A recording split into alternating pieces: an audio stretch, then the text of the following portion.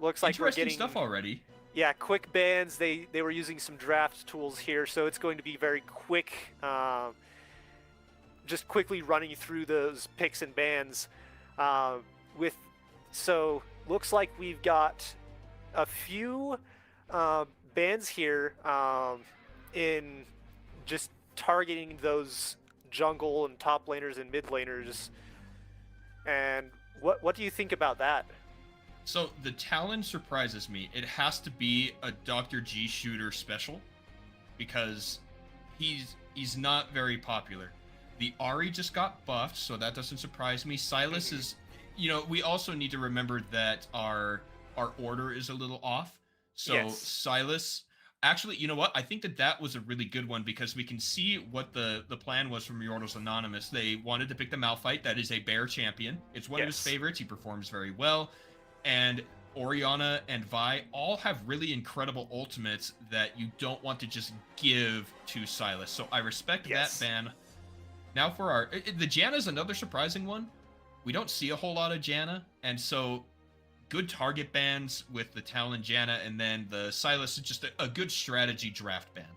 Yes, and we can see here, in the top lane, we're probably going to have a Mordekaiser versus Malphite, and that's going to be a difficult matchup for Bear.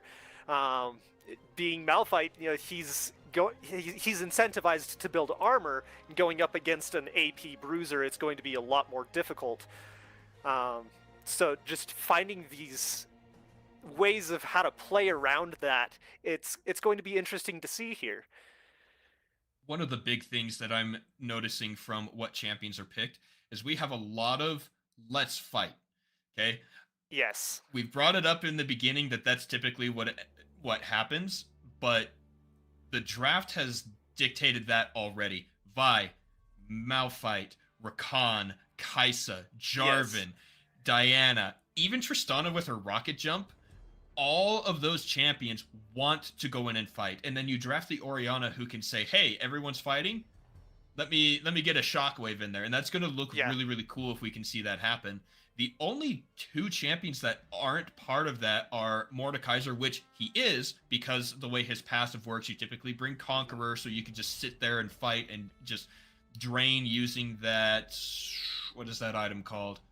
Riftmaker. Yes. And you get to pull one person out of the fight and giving your own team the advantage. So Soraka's really the only champion who isn't necessarily big on these all-in, let's dive fight compositions. But she can certainly support her team in those, especially that Mordekaiser. Mordekaiser is going to be very difficult to kill in the late game with Soraka supporting him. And Tristana is going to be able to get in, get out, and then gets healed up by Soraka, and then you've got Diana who goes in and pretty much almost like Orianna just pulls all the team together, and so they're both going to be doing that. So it's going to be interesting to see some of these team fights and how it's going to play out. One of my favorite things to do, I play a lot of ARAMs, and so big ultimates like Diana's and Malphite's and Orianna's, you tend to spread along the lane, right? You just you know they're coming, and you're like, all right, you stand over there, I'll stand here. We're not together, right? You got to be over there so he can only hit one target. And so with the map so much wider in the Rift and so many melee champions, I'm wondering how either team is looking to make that work, because there are a total of 4 ranged champions out of these 10. That's it. And we've got Orianna, we've got Kai'Sa, we've got Tristana, and we've got Soraka. That's it. And Soraka's not going to be doing a whole lot of damage, but she's going to keep her team doing a lot of damage. Tristana's going to do a lot with that. Kai'Sa's going to do a lot with that. But it's a matter of, these are going to be very head-butting fights, and we're going to see a lot of that here. A lot of melee to melee, a lot of Tristana and Kai'Sa getting away from the fights, and we're looking forward to seeing that and seeing how they make that happen. We can see here. Chat. Yes. Go ahead. so we can see here uh, with the bands that unfortunately there's the Galio band, but it's respectable. I played Galio hard until Faker played him, and then everybody started playing him and then knew how to fight him. So it's like then Galio actually started getting banned in games, and I could no longer play him every game. So it was fun there. As you were saying with the chat here, we can see that no Yordles in Yordles Anonymous, but there's more Yordles in Auburn University Navy. In addition to that, Yordles Anonymous banned a Yordle. I'm just saying, it's a little off-brand, Yordles Anonymous.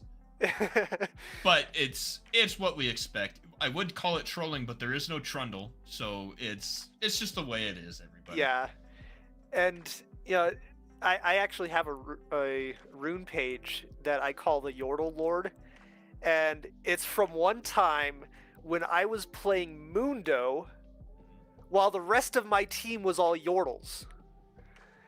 And so I was there just as Big Daddy Mundo. I'm here. I'm the tank. I'm gonna just carry these Yordles to victory. And so I decided to name the rune page the Yordle Lord. I love that. I really love that. One of my favorite things is the league community wide love/hate of Yordles. And everybody, we get some Yordles Anonymous in here against Auburn, and game number 1 is underway. We'll get those team names on the end updated as soon as we can. No sound. I'm working on the sound right now. Level 1, we've got a little bit of invade coming in here from the Yordles Anonymous. It is answered as Slid Mirror goes in. They marked the ward, but vision is still down. Yordles Anonymous come out ahead in terms of information, I would say.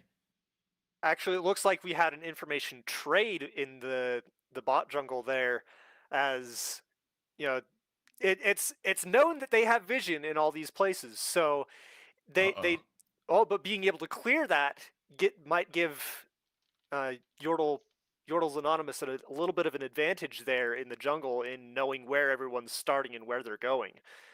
So in addition to that, it's going to be a faster level 2 for Orianna, but the biggest thing we need to talk about is that Nethermorn has no items. This is not going to go well. If he doesn't have items, he doesn't get the extra damage and the leveling up of the pet. Ooh, he's not going to get level 2 off of the buff. That's going to be a difficult start. Probably why they have a little bit of a leash there to start. Yeah. So I'm interested to see what they're going to be doing with that. We've got a lot of trading here in the bot lane as well. He's got the 4 CS, and he's level 1. That is devastating. Oh man, that's going to make that clear really, really hard. So, bummer for the Yordles Anonymous, but good news for Auburn fans. Level 2 is hit here on the bottom side for the Tristana, what's her name, Soraka lane. Yes, and that level advantage in the jungle can make a huge difference, especially in those early game ganks. And it really messes up your tempo. She had to go, grab that buff, go back, and then go grab another. It's just that early game disadvantage, especially in the macro, and being able to keep your tempo up in the jungle. Engage here from Zhang. He gets exhausted going over the wall. One more auto attack. Illusory Gaming goes down. That's first blood to the side of Auburn. Zhang over the wall again, but that's all they take. And, really bad start for Yordles Anonymous right now, unfortunately. And looks like we've got even more action up here in the top lane. Bear is a little too far from his turret. He has flash available. I don't know if he's going to use it. He pops it right there. Flash forward, follow. Scar gets the kill on the top side. Another engage here from Dr. Shooter. Ignite is down. Flash is burned. And that is the 3rd kill in 3.5 minutes. And what did I tell you? Every single team, every single game, we're in the PLC.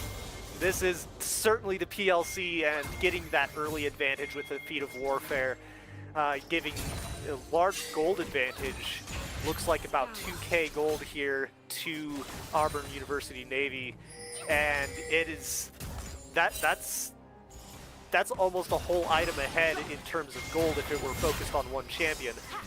Thankfully it isn't, or thankfully for Yordles Anonymous, it isn't focused all onto one champion, but is split across all lanes.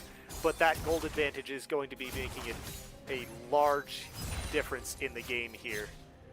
So if you're Yordles Anonymous, what they're looking to do is slow the game down, right? They're behind, they need to get their items, they need to get some gold, and we didn't see it on screen, but it was on the minimap. There was an invade where Slidmirror actually stole a camp away from Nethermorn. That put him at that extra 4 ACS ahead, getting him up to the 28, which is just going to increase that deficit that Yordles Anonymous find themselves in right now. Yes. So yeah, if Yordles Anonymous can get that gold lead made up, their champions are going to be scaling a lot harder. Oh, and fight here. Slidmirror finds Nethermorn. Vi wins this at first because of the denting blows, but Auburn have followed up first. Nethermorn is low. They get the support of the bot lane. Shooter is running away. No level 6s yet, and so this fight is only minimally impactful. But Bazang follows up. Illusory Gaming and Calavera are there. Jump forward. The exhaust doesn't exist at this moment, but the barrier does keep Calavera alive for a minute. He goes down. Illusory Gaming jumps over the wall, and he would be taken down as well. And Bazang now 2-0-1 on the Tristana. And, you know, Tristana with a BF sword already here at 5.5 minutes in, just doing a lot of damage there and just making that difference in that fight there. You know, while Vi can take on J4 one-on-one at this point, it's mostly because J4 hasn't had time to go back and get items yet. He's been focused more on objectives rather than his macro with all of that. I agree with you, though, looking at the ultimates from the Yordles Anonymous, but Dr. Shooter goes in. Nethermorn is here to keep Lilian alive. That's a knock-up from Illusory Gaming. Big roam. They're just going to shove in the wave and I think give Lilian an opportunity to go back. That's what it looks like. You know, Lilian's not going to be able to push that lane with no mana, but certainly going to need to keep DRG Shooter from shoving in that lane just so they can slow that game down, make up that difference here as the gold difference just keeps getting larger. He goes back in, Ignite is in onto Lilian, and that's another kill. Dr. Shooter picks that one up, and Scarletto has made his way to the mid lane as well, and this is now 6-0 lead for Auburn. You know, that feels bad when you're in the position of Yordles Anonymous here, but knowing some of these players, you know, they're very hard to tilt. They're very they've got a very good mental about the game, so it's, you know, they're going to stick it out to the end, and they're going to make Auburn University Navy certainly work for that victory. You know, there was something weird. Did you see that minion attacking Dr. G Shooter while he was backing and it didn't interrupt? I did. Is that a change that I missed somehow? So he had a barrier which kept it from preventing that back. So, you know, that barrier does prevent the back there. Yeah, because the damage has to hit your actual health, not your effective health. Got it, okay. And, you know, it looks like, you know, we also had Grubs going over to Auburn University Navy. That's going to amplify their pushing power here, and just shoving those objectives, those towers, getting those lane objectives, which are honestly the highest priority. You know, another ultimate here. Lilian in trouble, flashes away. And, you know, being able to play around somebody's ult like that and be able to get the advantage in there, but it looks like she's in Lilian's gonna die. Slidmirror jumps in. Demacia says that he goes down. Scarletto keeps health onto his members and no one dies there. The collapse from Yordles Anonymous unfortunately went the wrong way. They could have collapsed on the Jarvan in the jungle, but they looked at the front turret, they get out, and now 7-0 Bazang might be in some trouble. Calavir is here. Does he have the ultimate? He uses the barrier, but that's a barrier from Bazang as well. Calavir in the brush. Bazang is low. Flashes are not available. Oh, Illusory Gaming jumps in. He has to jump back because Scarletto made his way back to the bottom lane. Yeah, and that healing from Soraka made the difference in that. If Soraka hadn't shown up at the right time, Bazang would have gone down, and flash away. Calavir is the target, but the exhaust means Bazang can't deal the damage. He jumps away. Summoner heal is also used, and Bazang gets out barely. But Jarvan is here as well. Illusory Gaming wants to get the knockup. He can't get it. Nethermorn is in the wings. He goes forward. He does not land the Vault Breaker. Slid Mirror is the target. He's got his armor shredded. Nethermorn also being targeted. The Starfall does not land. No cease and desist used. Calavir's too low. I think that's what they're doing, is they're trying to wait for Calavir to just farm underneath the turret, keep him strong, because he is actually not doing too bad here on the bottom side. Illusory Gaming is knocked up. They get a little bit of shield. Slid Mirror is still alive, and Bazang is doing so much damage with Boomer is his name. Yep, and getting the BF sword on that early game was just a huge advantage, but being able to funnel all the gold into your carry is important for team play. If you're in solo queue, you're looking to be the carry no matter what position you're in. Oh, I thought that he was gonna make it out, and I wanted to let that go through, but he didn't ult. If he had ulted and flashed, he could have made it, but Bear does go down. That's now 2-0 for Scar, and Dr. G Shooter takes another kill in the mid lane. Lyalan goes down, and now 10-0 for Auburn. They have the Grubs, they have the first Drake. It looks pretty dominant from our new team here. Yes, and it's definitely a very chaotic game, as we can see. We have a lot of stuff that's going on all at the same time in different places. All right, I am going to interrupt you this one. They do get the drop onto Slid Mirror, but he has Scarletto in his back pocket, and he's got the priority in mid lane as well. Top turret goes down. That's the second feat of first turret, by the way, is the name. Yes. It's the most unoriginal thing I've ever heard. But they do get the feat of first turret on the side of Auburn. That gives them both. That means we can see in the mid lane that Dr. G Shooter has the updated Sorcerer's Shoes.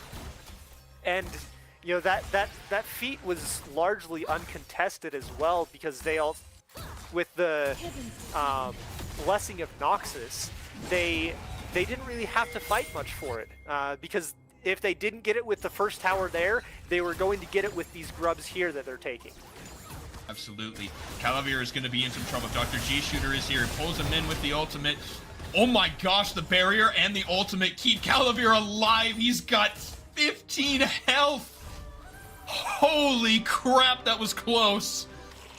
Yeah, I'd say 15 was accurate with that. We saw 24 when we hovered over it, but after a few seconds of healing, you've got that. But 15, 20 hit points, that is a little frustrating when you're trying to kill them and they barely get away, and you're like, okay, now we've got to make them suffer for that, so we're going to take a turret plate instead. It cost Dr. G Shooter his flash. I don't think any pressure, but it did cost him time and the flash, and that's that's unfortunate because Diana's power is in melee range, so that flash being such a powerful engage tool is a bummer to not have it. But good on Calavir for surviving. I think it was a great attempt from the side of Auburn, though. It looked really, really clean. It was very clean, and they still got a turret plate out of it. They were able to push Calavir off of the turret enough to be able to take some more plates, funnel some more gold onto their carries. And we can see here, Scar's getting bored in the top lane, so he goes to invade the jungle and clear that. As he's got plenty of time between waves. He's at the point where he can, full clear his lane very quickly. Scar versus Nethermorn in a 1v1. Oh, but he goes over the wall. Nethermorn is still alive. It's low. Scar in the Death Realm. Bear is there to meet him. Lilian is here as well. Scar gets hit, and there is the shockwave. So far, Nethermorn is still alive. His passive keeping him up. Dr. G Shooter will take him down, but the first 2 kills for Yordles Anonymous do go into their pockets. And that is a lot of shutdown gold. I saw one for 716 gold, I believe is what I saw, which is very large. Oh no. Again, I thought that he was going to make it out, but I was wrong. Yeah, Bazang just in Tristana fashion, just running him down and taking him before he can even get to the turret. That full Yuntal with an extra BF sword is, it's not fair, in my opinion, is what it is. It just 25% crit chance on Tristana can actually make a huge difference, especially with what that BF sword turns into with crit. Just the crit damage on Tristana. You could build just an Infinity Edge and on hit with Tristana and be just as effective as a full crit Tristana. All right, our next fight is going to be coming up probably later than I was expecting. No dragons available, no void monster available. Turret on the bottom lane was taken. The only place they can really contest anything would be the wave and the turret in the middle. But Bazang is here. Tristana, with her explosive shot and these items, is gonna just I don't want to use the word demolish because that's a keystone, not a keystone. It's a rune. It's a rune. She's gonna destroy the turret very quickly, is what I'm trying to say. Yes, and especially with Tristana. Tristana is somebody who takes turrets out very quickly. Most Tristanas that I've seen, they will, take it. They'll just shove lane, take your turret, and you're not going to really be able to do much about it because of how Tristana goes. She just puts the bomb on the tower and takes it right there. And look at these trades already. Illusory Gaming is missing over a quarter of his health. The turret is going very low, and the rest of Auburn are already in the topside jungle, ready to engage, to take the turret and continue their onslaught. And even if they don't, they have the Rift Arrow that just spawned. Slide Mirror does go in and steals the Wolf. Nethermorn can't do anything with that. I don't think I've seen a single ultimate from Nethermorn this game. And that's one of the big reasons you pick Vi, is to set up good plays with that hard crowd control. No, I think that Nethermorn's waiting for good opportunities, not wanting to waste that ult. And speaking of, Bazang might be in some trouble. Flash ultimate onto the Soraka, follow-up onto Bazang. They've got the damage. He gets exhausted but thrown away with a buster shot. All of Yordles Anonymous are still alive. Illusory Gaming finally goes down. Slid Mirror takes him down. Calavir is the next. Bear underneath the turret is very low, but that's going to be a rampage for Bazang as he jumps away. They're going to take another turret. Nethermorn, the only survivor of that engage on the side of Yordles. Yeah, that was certainly the opportunity, but they had focus in the wrong spots. If they had turned their focus from that front line into the back line, while it is difficult to get through a very peely front line like that, if you're able to get that focus onto the back line with your damage, then you're able to Oh no! Oh no! Dr. G Shooter just decides he wants another kill. He takes down Layalin? Yeah, Layalin. And takes another turret.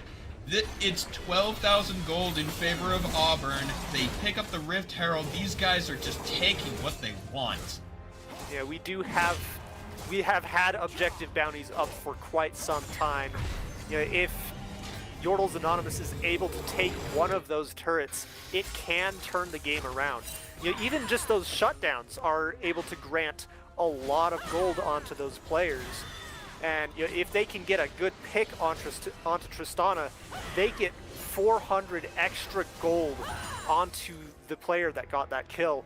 And if they can get that on Kai'Sa or onto Vi or Orianna, they can get the necessary items to turn the game back in their favor. Slid Mirror is keeping Nethermorn out of the jungle.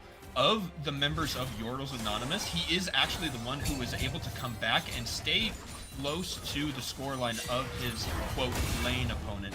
Illusory Gaming is caught by Scar. That Rylai's doing a lot of work for the Mordekaiser. Oh, yes.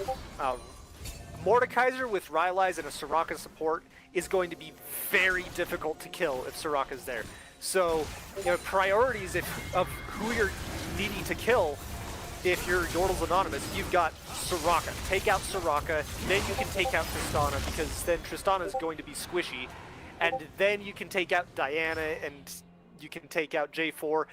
Mordekaiser has to be the lowest priority, not because he's not able to do the damage, but because he's just going to be the most healthy target, the hardest to take out. Bazang getting a little bit of laughing done there at the mouth of the river. 2 full items at 19 minutes, one of which is Infinity Edge. They have the upgraded shoes, but Scar might get caught here. He does pop the unkillable, I think what it's going to be invincible. Nethermorn goes back in. He's caught in the Death Realm. He tries to do the trick over the wall again. Flash, but he didn't flash over the wall. He had a plan and it didn't work. Bear is now caught. He is silenced and he ults away, but the bomb on top of him gives Bazang another kill. Yeah, and then tower goes down. That's yet another tower for Auburn University Navy. And with that Vi, just you use your abilities to get over the wall, and then you flash over the wall again. But when you miss the flash, it's just very frustrating and annoying to be able to just know that I messed that Gaming play up. dodges Bazang. Bazang gets the kill inside the fountain. Nethermorn trying to do something to get back. Lelialan doesn't have his ultimate, so he cannot shockwave. First turret goes down. Nexus turret number 2, not even under fire because there are champions to farm. And Auburn University Navy will take them down. They'll take down the second turret. Huge multi-kill for Bazang, and that's going to be game number 1. Congratulations to Auburn University Navy.